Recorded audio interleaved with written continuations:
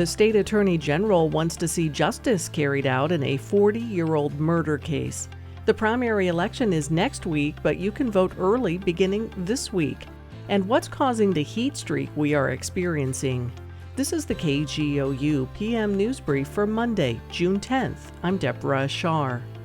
The state attorney general is pushing to proceed with this month's scheduled execution. AG Gentner Drummond has asked the State Pardon and Parole Board to reject clemency for Richard Rojim Jr. Rojim is scheduled to be put to death on June 27th. He was convicted and sentenced for the July 1984 kidnapping, rape, and murder of his 7-year-old former stepdaughter. A clemency hearing is set for next week.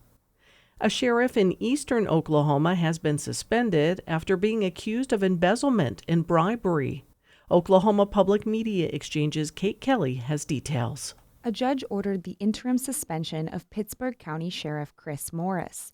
Morris has been charged with 2 felonies and is accused of using his public office for his personal financial gain. An independent prosecutor's affidavit says Morris illegally sold his personal Polaris utility vehicle to the sheriff's office for almost $30,000. He has also been accused of negotiating free repairs for his Polaris UTV in exchange for letting an auto shop upcharge repairs for 2 Pittsburgh County vehicles. Morris denies any wrongdoing.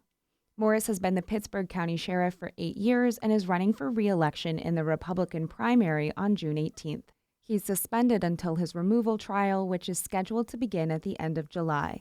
In Oklahoma City, I'm Kate Kelly. Early voting for the June primary starts this Thursday. State Capitol reporter Lionel Ramos reports more than a third of the legislative offices on the June 18th ballot are already decided.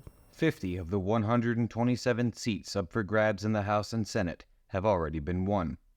That accounts for 40% of legislative elections in Oklahoma this year, and it's too late for anyone to oppose those running for their district uncontested.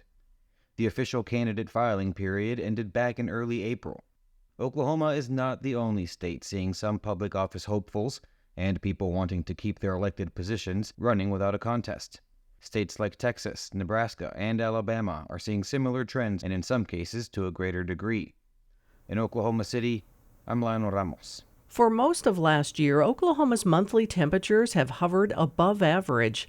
Oklahoma Public Media Exchange's Anusha Fateh-Pure has more on this warming trend as we head into the hottest months of the year. Last week, EMSA issued the first heat alert in Oklahoma City after paramedics responded to 5 heat-related illness calls in one day. May was a little less sweltering, with an average temperature of 71 degrees, but that was still 2.6 degrees higher than normal, making May the state's 9th above-average month out of the last 10.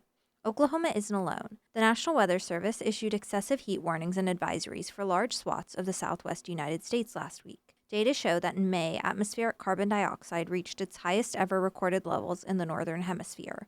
2022 to 2024 marks the largest 2-year jump in carbon dioxide in history. In Oklahoma City, I'm Anusha Fateh-Pure. You can find more Oklahoma news on our website, kgou.org, and on the KGOU AM NewsBrief podcast. I'm Deborah Ashar. I'm Rachel Martin. You probably know how interview podcasts with famous people usually go. There's a host, a guest, and a light Q&A.